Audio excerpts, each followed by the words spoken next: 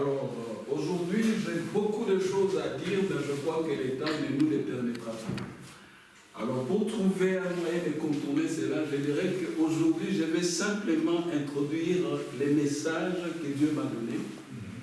Et je crois que ce message, je vais l'étaler en plusieurs parties. On verra plusieurs aspects, mais je vais vous les dire d'abord en résumé.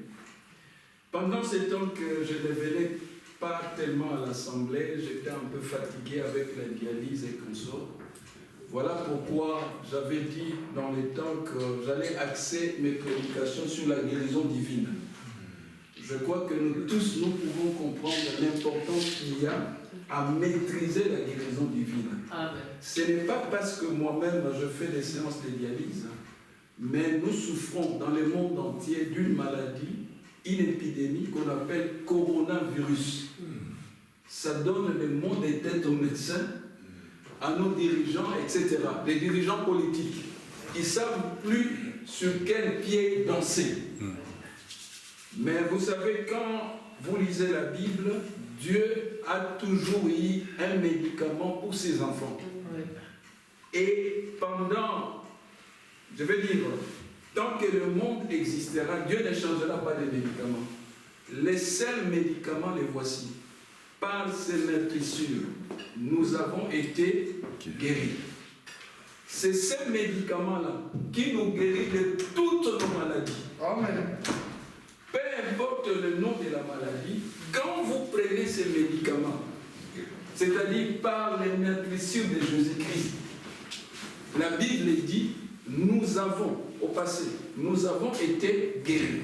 Maintenant la question, est-ce que vous le croyez? Amen. Est-ce que réellement vous le croyez? Amen. Voilà. Alors, pour ne pas trop m'éloigner de ce que j'avais à vous dire, je dirais ceci. Aujourd'hui, nous allons voir un aspect de ce que Dieu m'a donné, m'a mis à cœur. Nous allons voir les combats de David et Goliath. Mais vous verrez, pendant que je vais développer ce sujet, j'aurai tendance aussi à toucher la démonologie. C'est toujours dans les mêmes cadres. Pourquoi? Les Saint-Esprit m'a montré que même dans les milieux du message, beaucoup de gens ont adopté la doctrine des Sadducéens. Quelle était cette doctrine? La Bible dit, les Sadducéens ne croyaient pas à trois choses. Ils ne croyaient pas à la résurrection. C'est-à-dire pour les Sadducéens, la résurrection, ce sont des carabistouilles, c'est-à-dire des mensonges. Et quand le Saint-Esprit me montrait ces choses, le Saint-Esprit me disait, nous vivons en plein milieu des Sadducéens, c'est-à-dire la majorité des Européens, Fred Kanda, ce sont des Sadducéens. Ils ne croient pas à la résurrection. Si vous leur parlez de la résurrection, ils vont vous rire en face. Pour eux, c'est des bobards. La deuxième chose auquel les Sadducéens ne croyaient pas, c'est l'existence des démons. Si vous leur parlez des démons, ils vont vous rire en face. Ils ne croyaient pas ces choses. Est-ce que vous avez vérifié? Les Européens croient-ils à l'existence des démons? Non. La troisième chose auquel les Sadducéens ne croyaient pas, c'est l'existence des anges. Même si Fred Kanda, à mon grand désolé, quand on arrivera le 25 décembre, ils vont mettre une crèche à la grande place. Et quand vous allez regarder cette crèche-là, vous verrez à côté de ce qu'eux appellent les petits Jésus. Ils vont mettre les anges. Mais ils ne croient pas à l'existence des anges. La grande question, la voici. Est-ce que nous croyons à cela? Voilà pourquoi nous allons voir aujourd'hui, je crois Frère Branham, quand il avait prêché là-dessus, il avait intitulé, c'est ça le thème que je vais tenter d'aborder tout à l'heure, David les vaillants guerriers. Je vais dire ceci, même si vous ne croyez pas à l'existence de la résurrection. Vous ne croyez pas à l'existence des démons, vous ne croyez pas à l'existence des anges, mais je pense que nous tous qui sommes ici, nous croyons à l'existence de Dieu. Amen. Alléluia. Amen. Dieu existe. Avant de vous donner les textes bibliques que nous allons lire, le Saint-Esprit m'a orienté à pouvoir enquêter un peu sur ceux qui nous ont précédés dans la foi. Il m'a donné un nom. Quand je parle de la foi, je ne parle pas seulement de la foi biblique. Il m'a amené au Congo. Je ne sais pas, frère Kanda, s'il connaît ces messieurs. Il m'a donné le nom. Le monsieur s'appelait Alexandre Haïdine Abala. Frère Kanda, ça vous dit quelque chose? Qui connaît ces messieurs-là? Vous connaissez? Le nom. Frère Frédéric, qui est-il? Je connais le nom. Je crois qu'il était dans Sœur Liliane. C'était le plus grand représentant de l'église, d'une église presbytérienne ou protestante ou quoi. Voilà. C'est lui le père du réveil actuel, le réveil spirituel au Congo. Alors, pourquoi le Saint-Esprit m'a amené là? Je vous ferai découvrir plusieurs raisons. C'est parce que le Saint-Esprit m'a montré que nous ne devons pas nous contenter, frère Khan l'avait fait, à prêcher seulement l'évangile ici. Nous devons nous préparer à prêcher l'évangile dans le monde entier. J'étais très content, je crois que c'est la sœur Liliane qui me les avait envoyés, de voir les images, frère Khan en train de prêcher au Rwanda. C'est ça? Oui. Pas toujours rester dans la même assemblée. C'est pas ça la mission de Christ. Aller dans le monde entier. Apporter la bonne nouvelle. Est-ce que c'est seulement frère Kanda qui doit le faire? Non. Est-ce que c'est seulement frère Jean-Claude? Non. Tout disciple de Jésus-Christ est censé apporter la bonne nouvelle où? Dans le monde entier. Alléluia. Amen. Bien sûr, nous savons, les femmes, nos sœurs, ne peuvent pas prêcher. Ça, c'est clair. Il n'y a pas à discuter là-dessus. Mais amener les âmes à Christ, c'est la tâche qui est révolue à tout chrétien et à toute chrétienne. Par exemple, nous connaissons l'histoire de la femme samaritaine. Elle n'est pas allée prêcher dans une église, mais elle est allée parler de ce que le Seigneur a dit sur sa vie, c'est-à-dire les différents maris qu'il avait, etc. Et ça a attiré le monde vers le Seigneur. Voilà la mission que Jésus-Christ attend de nous. Alléluia. Amen. Bon, je vois que je m'éloigne un peu. Je parlais d'Aïdine Abala. Je vais y revenir. Les textes, David, le vaillant guerrier, que je vais aborder, ça a été développé par frère Branham dans une prédication prêchée à Chicago. Je crois on dit Illinois ou quelque chose. Je ne me connais pas bien en anglais. C'était le 18 janvier 1955. J'ai cité cela. Je ne suis pas frère Branham. Je ne saurais pas prêcher comme lui. Je vais l'aborder, moi, à ma manière, sous la conduite du Saint-Esprit. Maintenant, je vais vous donner les textes de référence. Vous pouvez prendre vos Bibles et vous lever. C'est dans 1 Samuel. Je reviendrai sur Haïdine Abba. 1 Samuel 17. Nous allons lire à partir du verset 31 jusqu'au verset 37. Avant de lire, je vais d'abord prier. Prions. Seigneur Jésus-Christ, nous te disons merci pour les privilèges que nous avions d'être en vie et surtout de venir dans ta maison écouter ta parole. Nous te demandons, toi qui es le même hier, aujourd'hui, éternellement, toi qui es ici présent, de bénir chacun d'entre nous. Nous te demandons de nous remplir du Saint-Esprit, que le Saint-Esprit puisse nous conduire dans toute la vérité, dans la révélation de ta parole. Aide-nous, Seigneur Jésus-Christ, à comprendre et à prêcher sur ces écritures que tu as mis dans mon cœur. Sois loué, sois glorifié. Ouvre notre entendement pour que nous puissions comprendre les merveilles de tes paroles.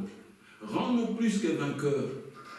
et fais-nous triompher de toutes les attaques de l'ennemi Satan. C'est au nom de Jésus-Christ que j'ai ainsi prié et demandé. Amen.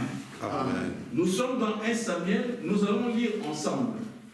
Commençons à partir du verset 31. 1 Samuel 17, 31, et nous allons nous arrêter à 37.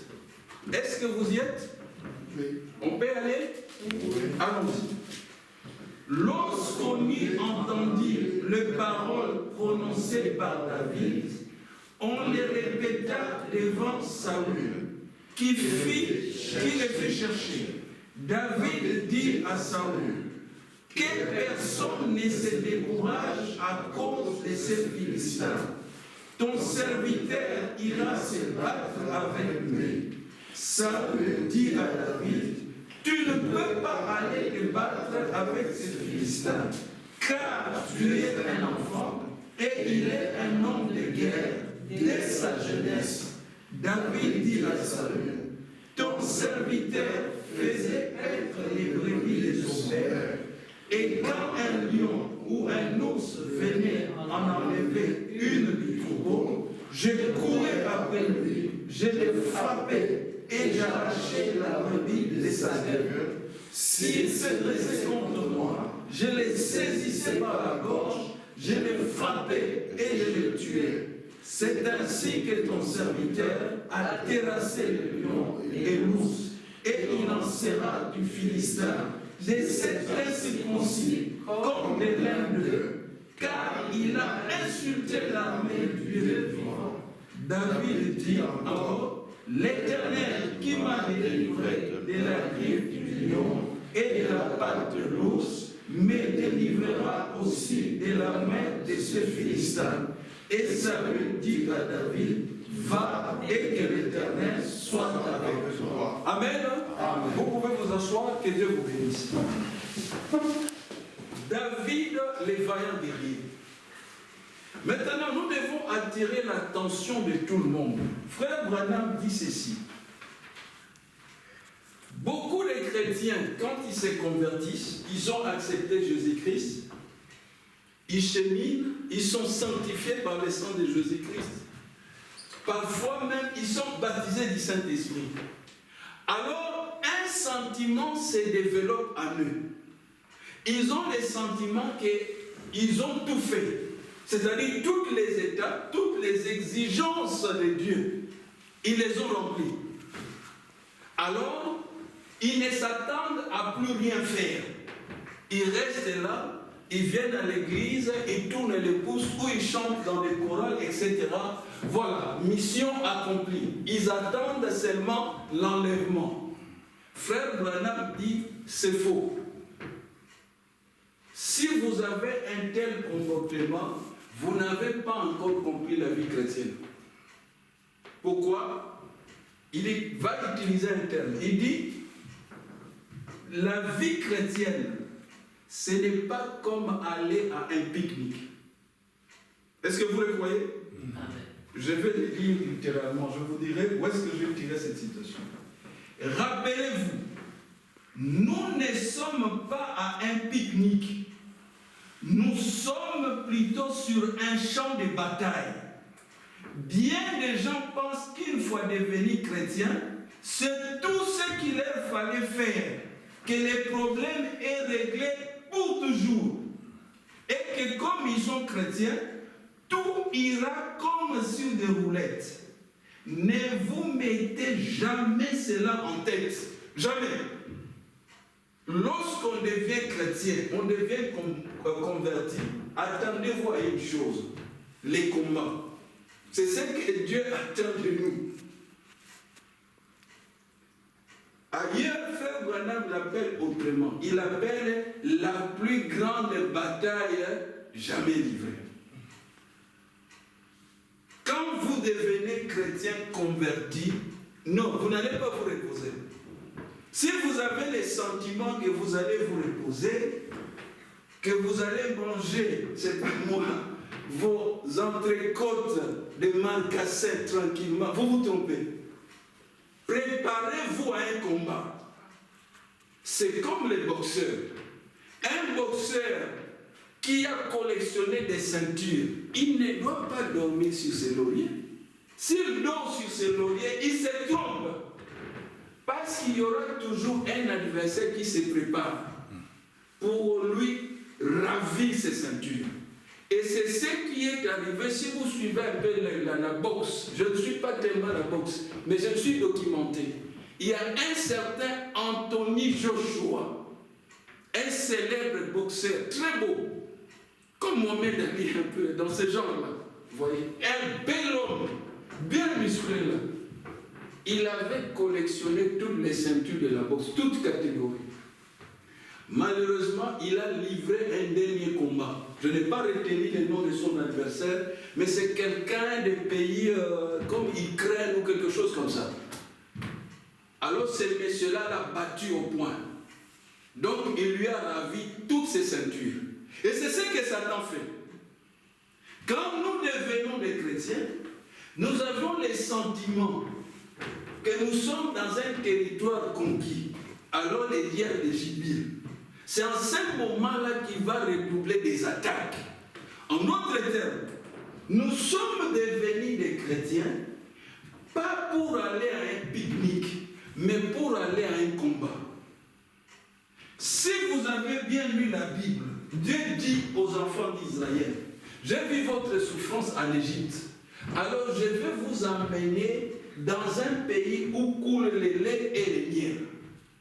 Mais ce qu'il leur a pas dit, dans ces pays-là habitent qui? Des géants. Alléluia. Amen. Et les enfants d'Israël, face à ces géants, ils apparaissaient comme des sauterelles. Voilà ce que Dieu fait. Donc, il vous sort de l'Égypte, il vous amène dans un pays vide. Non, dans un pays où il y a des géants. Et Dieu attend, il vous observe. Qu'est-ce que vous allez faire?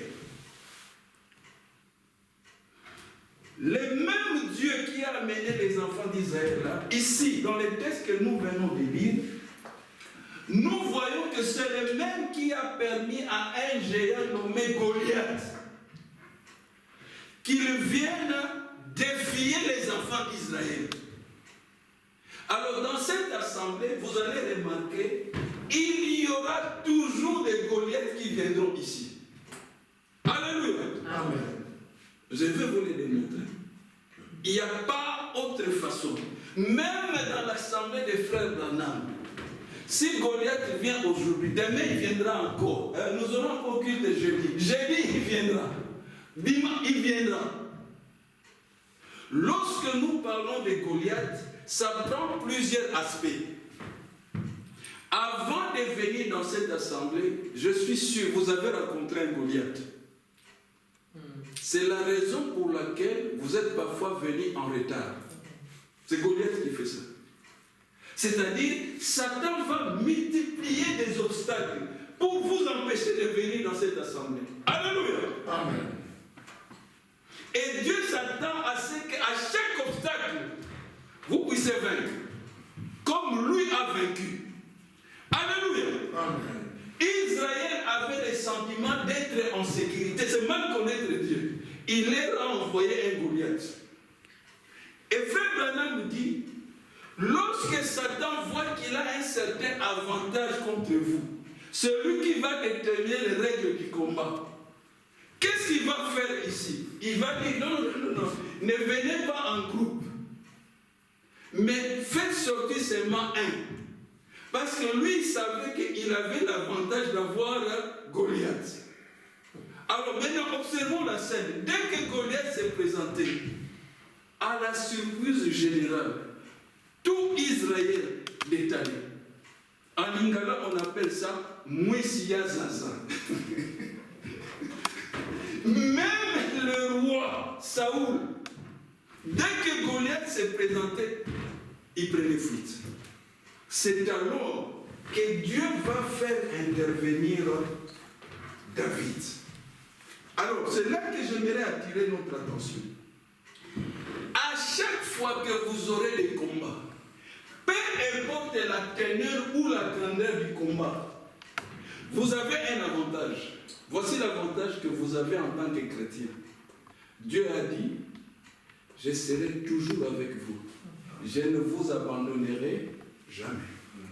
Ne perdez pas ça de vue. Vous voyez? Peu importe les combats, même si vous avez le sentiment que vous êtes seul, non, vous n'êtes pas seul. Vous serez toujours avec Jésus-Christ. Amen. C'est à vous d'en prendre conscience. Pourquoi je dis cela? Nous avions beaucoup de combats.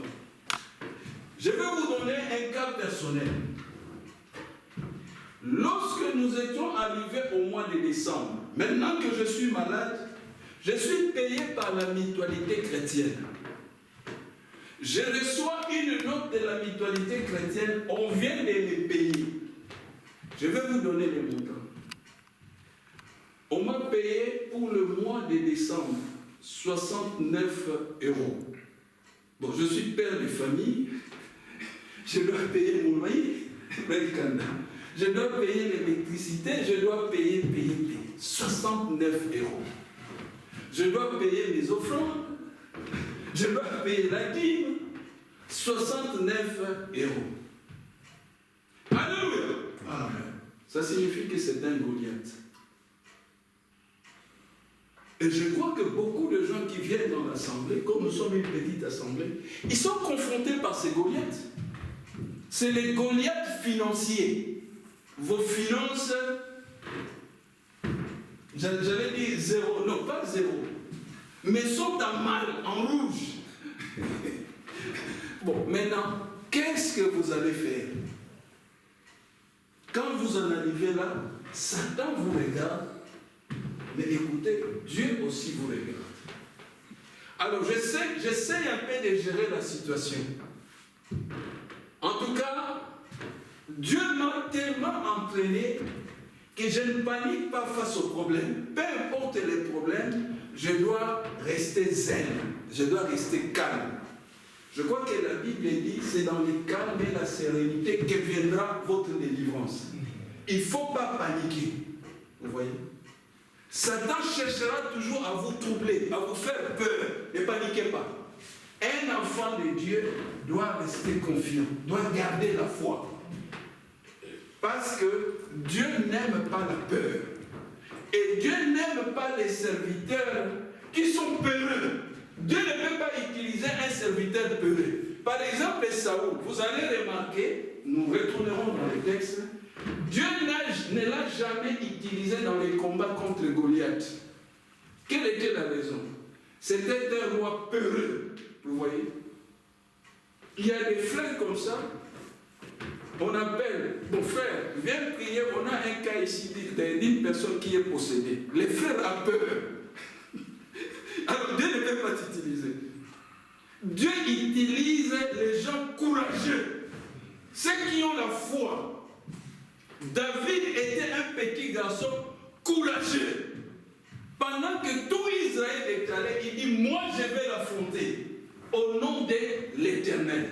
Bon, écoutez, Jésus-Christ nous a donné tout pouvoir sur les démons. Citez n'importe quel démon. Ça peut être les démons de la pauvreté. Ça peut être les démons, je ne sais pas. Citez n'importe, ça peut être les sida. Ça peut être la tension. Ça peut être l'insuffisance rénale. Citez n'importe quel démon. Jésus-Christ nous a donné le pouvoir sur eux. Voilà pourquoi je les appelle les Banabateketa. Un démon face à un chrétien, c'est un minus. Il ne peut pas tenir. Il ne peut pas tenir si vous l'affrontez au nom de Jésus-Christ. Ça signifie quoi? Vous devez réaliser que sans Jésus-Christ, vous ne pourrez pas vaincre les démons. C'est Jésus-Christ qui doit les vaincre en vous. Amen. Vous devez faire appel à Jésus-Christ. Mais vous-même, vous ne saurez pas. Alléluia. Amen. Christ en nous, c'est l'espérance de la gloire. Pour affronter les batailles de nos vies, nous devons toujours faire appel à Jésus-Christ. 69 €. Je reviens à cette histoire. Maintenant, j'en parle à ma femme. comme toujours, question. Mais comment tu vas faire? C'est une bonne question. En général, nous les hommes, quand il y a un problème qui survient au foyer, souvent nos femmes nous posent la question. Bon, Frédéric, maintenant qu'est-ce qu'on va faire? Si vous n'avez pas de nerfs solides, vous allez sortir une réponse méchante. Mais si vous êtes conduit par le Saint-Esprit, écoutez la réponse. Nous allons faire comme font les chrétiens. Deuxième question. Mais comment font les chrétiens? Voici la réponse. Ils utilisent la généalogie. Qu'est-ce que la généalogie? C'est se mettre à genoux et demander le secours divin. Alléluia. Amen. Alors j'ai dit ça à ma femme. Comme toujours, elle avait l'air d'être un peu sceptique. Parce qu'elle ne voyait pas. 69 €, la généalogie. Comment tenir pendant le mois? C'est mal connaître Jésus-Christ. La Bible dit, Jésus-Christ est un secours qui ne manque jamais dans la détresse. Jamais. Jamais Jésus-Christ ne vous abandonnera dans la détresse. Il n'a jamais abandonné un seul de ses enfants dans la détresse. Il doit trouver une solution pour vous. Je me suis mis à genoux, j'ai prié. Je garde cela dans mon iPhone, dans mon compte bancaire comme trophée. J'ai prié. J'ai prié. Et puis, ce jour-là, la nuit est tombée, fatigué, je suis allé au lit. Le lendemain, parce que quand vous introduisez un dossier auprès de Jésus-Christ, il n'a jamais dit que la réponse sera instantanée. Non. Il a dit, certainement il répondra. Il peut répondre après un jour, il peut répondre après 2 jours, il peut répondre après 1 mois. Le problème, introduisez seulement les dossiers. Vous allez constater, il n'intervient jamais en retard. Il est toujours à l'heure. Alléluia. Le lendemain, il y a une sœur qui m'a appelé. La sœur là m'a appelé de Kinshasa. Elle m'a matraqué des questions. Jusqu'à ce que, parmi ces questions, je lui ai dit que, sœur, je suis dans une situation un peu difficile. On vient de me payer que 69 €. La sœur a crié, ah, mais comment tu vas vivre? Je vais vivre comme vivent les chrétiens. Je ne savais pas que cette sœur-là en a fait son problème personnel.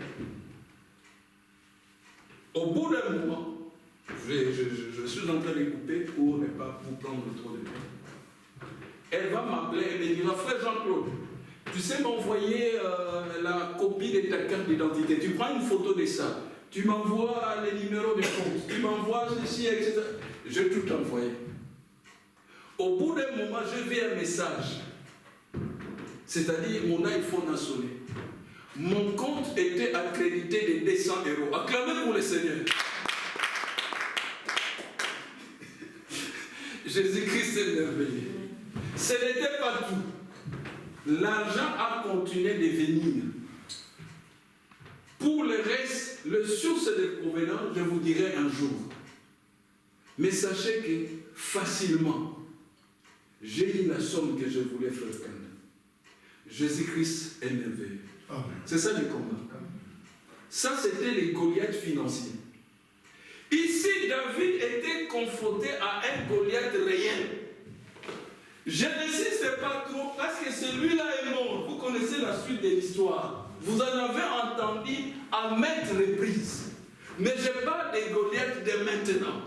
Les Goliaths d'ici et maintenant. Un Goliath dont je voulais parler, c'était Haïdine Abala. Avant de devenir l'homme que Dieu va utiliser pour amener les réveils modernes au Congo, celui, le créateur de Fepako Nzambe Malamu, Je ne vous parle pas d'examen, mais le Saint-Esprit m'a amené chez cet homme. Il voulait m'enseigner une leçon. Pourquoi? C'est un homme qui a combattu Jésus-Christ. Qu'est-ce qui s'était passé? Aïdine Abala était étudiant dans une école au Kenya. Il est congolais comme vous et moi, d'origine congolaise. Maintenant, à l'école, on va lui faire cadeau d'un livre que aiment beaucoup les frères Kanda, la Bible.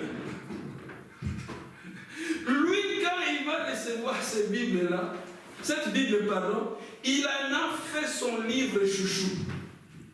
Il a commencé à lire. Il trouvait que c'était un livre intéressant. Et ce qui devait arriver, c'est-à-dire, il va tomber sur les textes de Marc 16.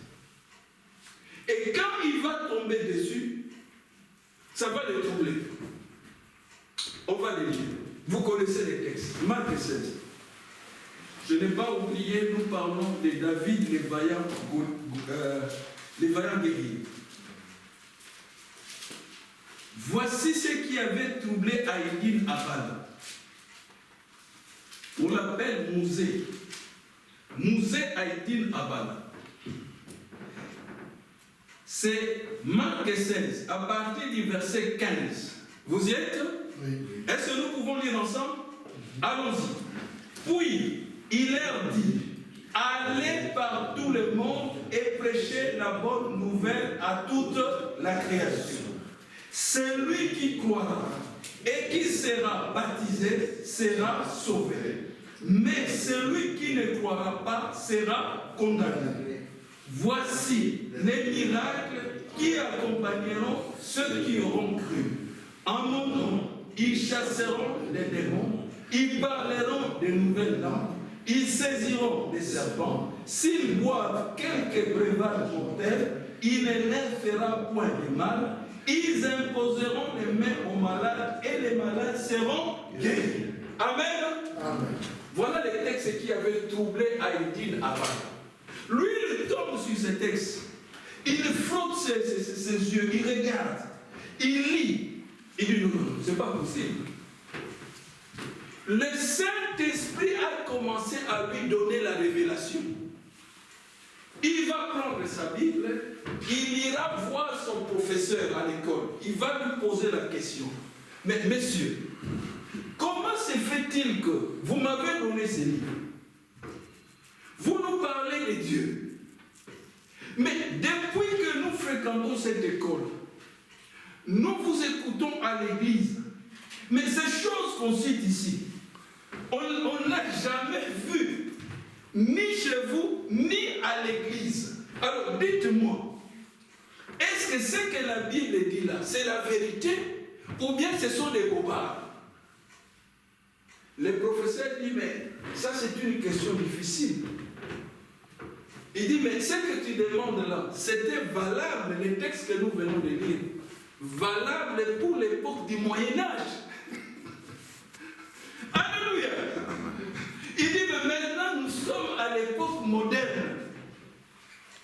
C'est-à-dire, si tu es malade, il est hors de question qu'on te pose les mains. Il y a des hôpitaux, tu vas directement à l'hôpital. Mais cette réponse-là sonnait faux dans les cœurs d'Aïdine Abala. Lui qui était un jeune homme, un élève, le Saint-Esprit travaillait son cœur, il trouvait que ça sonnait faux.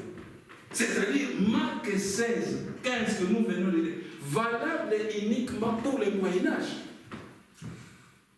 Quelque chose lui disait non, ça ne colle pas. Alors, comme le professeur voyait qu'il était sceptique, il dit, je vais plutôt t'envoyer au superviseur qui était un prêtre catholique. Il dit, va lui poser la question. Aïdine Abala va là-bas, il pose la question au prêtre. Le prêtre dit, oui, par exemple, le nouvelle langue. Mais toi, tu es ici, au Kenya.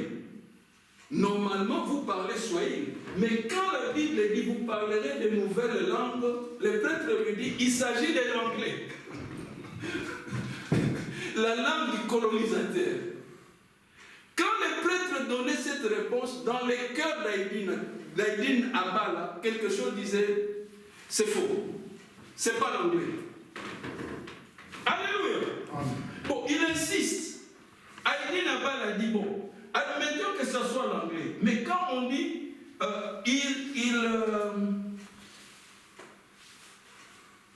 ils imposeront les mains, c'est que...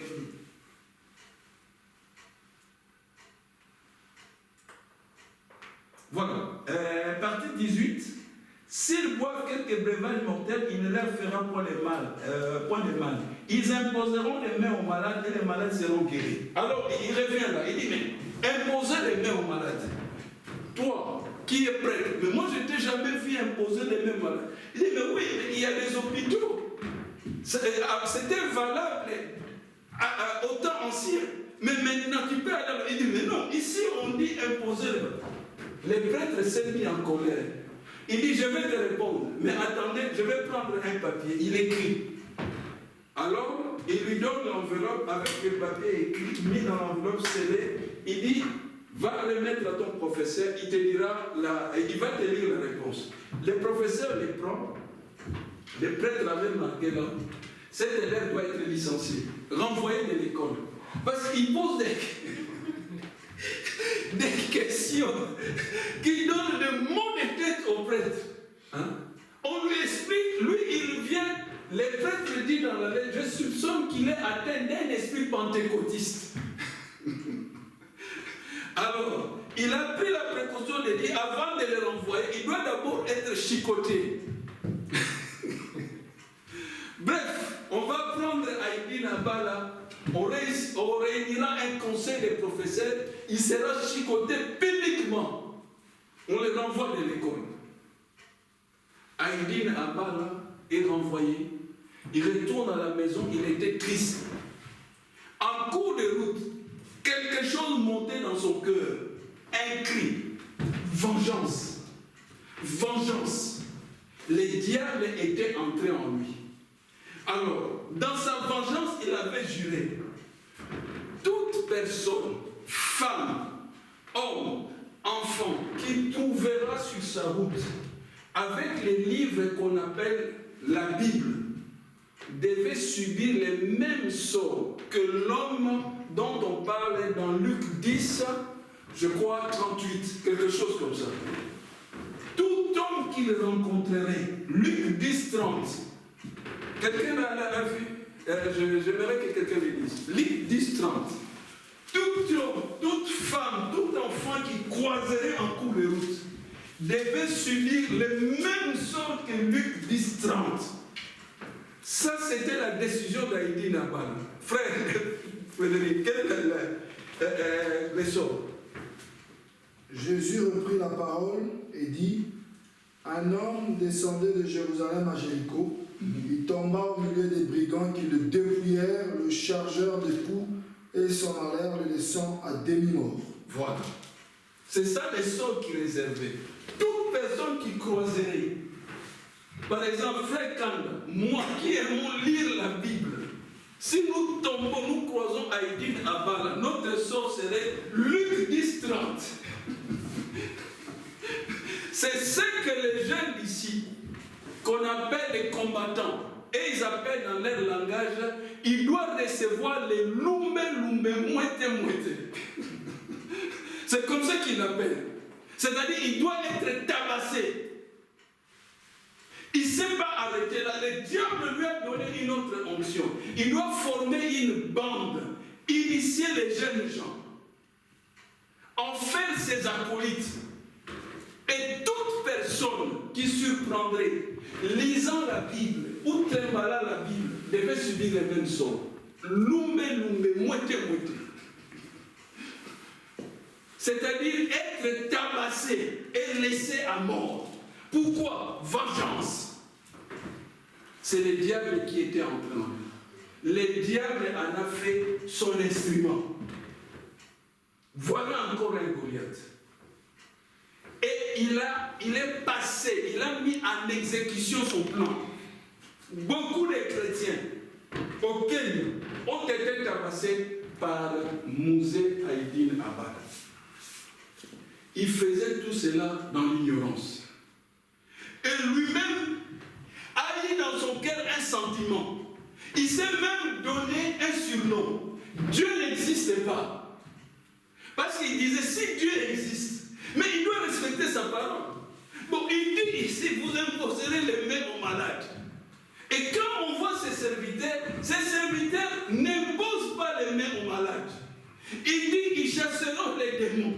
Quand il observe ses serviteurs, que ce soit à l'église, à l'école, ils ne chassent jamais les démons. Ils sont devenus des serviteurs sadducéens, européens. Pour eux, les démons, tous les démons sont morts. Tous les anges sont morts. Ils doivent seulement prêcher du matin au soir. Mais il n'a jamais vu ce prédicateur-là chasser les démons. Ça n'existe pas. Même frère Branham, prophète de ce temps, a prêché chasser les démons. Mais ce prédicateur-là, il trouve toujours leur temps à raconter des histoires bibliques. Alors que même Jésus-Christ, notre Seigneur, a donné un commandement formel. C'est lui. Il dit, puis il leur dit. Il là, c'est qui? C'est Jésus-Christ. Écoutez ce qu'il leur dit. Excusez-moi, Jésus-Christ n'est pas un fou. Pour nous demander d'aller chasser des démons, alors que les démons n'existent pas. Il ne peut pas faire ça. Les démons existent. C'est la doctrine des Sadducéens qui empêche les gens de chasser les démons. C'est comme les Congolais. Coronavirus existe. Il y a même un variant maintenant qu'on appelle Omicron. Les Congolais, et avec leur foufou, leur ponou, ils disent non, coronavirus n'existe pas. Vous voyez? Un pays qui n'ont même pas de microscope scientifique, mais les gens, même les mamans là, qui n'ont pas étudié, ils sont toujours experts à inventer des tas de médicaments. Il faut prendre des potions de gingembre, de macasse, des trucs inutiles. Mais ils contestent l'existence du coronavirus. Alors que le monde entier court derrière les vaccins, les Congolais sont là pédants. Ça n'existe pas. C'est la même attitude qu'on trouve à l'égard de ces faux prédicateurs. Ils ne peuvent pas chasser les démons. D'ailleurs, eux, ils caressent les démons, ils les entretiennent. C'est devenu leurs amis, leurs compagnons. Jésus-Christ s'est dit de les chasser. Alléluia. Amen. Voilà ce qui a troublé la vie d'Aïdine Abad. Mais comme si vous êtes préoccupé par des questions bibliques, Dieu doit vous répondre. La Bible dit, Dieu veille sur sa parole pour l'exécuter. Il a vu les soucis, la préoccupation d'Aïdine Abala. Dieu va mettre en mouvement ses serviteurs. Il va envoyer au Kenya un de ses ambassadeurs au nom de Tommy Osborne. Osborne va aller animer une campagne d'évangélisation au Kenya. Il s'est fait que Mouzé Aïdine Abala va tomber sur les affiches de Tommy. Quand il regarde, il dit, mais c'est pas possible. Cette histoire de la Bible, on les cabasse. Maintenant, il faut encore venir un Américain. Mouzé Aïdine Abala et sa bande se disent, bon, c'est une bonne occasion. Comme ces gens-là ne veulent pas arrêter avec leur histoire mensongère de Jésus-Christ, des histoires endormies debout, on ira casser la gueule à cet Tommy Osborne là dans sa campagne. On va les tabasser là, du haut de la chair. Comme ça, tout le monde saura que cette histoire-là de Jésus-Christ, de chasser les démons, de parler de nouvelles langues, ce sont des carabistouilles. Autrement dit, ce sont des mensonges. Voilà ce que le diable fait. C'est pourquoi le Saint-Esprit m'a amené chez cet homme-là. Alléluia. connaître Jésus-Christ, la Bible dit, Dieu veille sur sa parole pour l'exécuter. Maintenant, avant d'aller tabasser Tommy Osborne dans sa campagne, c'est pourquoi nous qui nous préparons comme frère Kanda pour aller parfois prêcher à l'étranger, vous devez nous soutenir. Vous ne savez pas les risques que nous courons. Tout le monde ne nous soutient pas comme vous nous soutenez. Au dehors, il y a plein d'adversaires qui nous attendent. Ce n'est pas seulement nous, chacun d'entre vous a des adversaires de l'autre côté. Même dans la salle ici où nous prions, nous disons le nom de Jésus-Christ, nos adversaires sont aux alentours, vous le savez. Ils ne voient pas la Bible de la même manière que nous. Pour eux, la Bible les dérange. Vous voyez? Pourquoi ils disent que la Bible nous empêche? Tu veux avoir une copine et t'amuser, un vieux livre de 1800, si c'est combien, te dit non, pas de copine.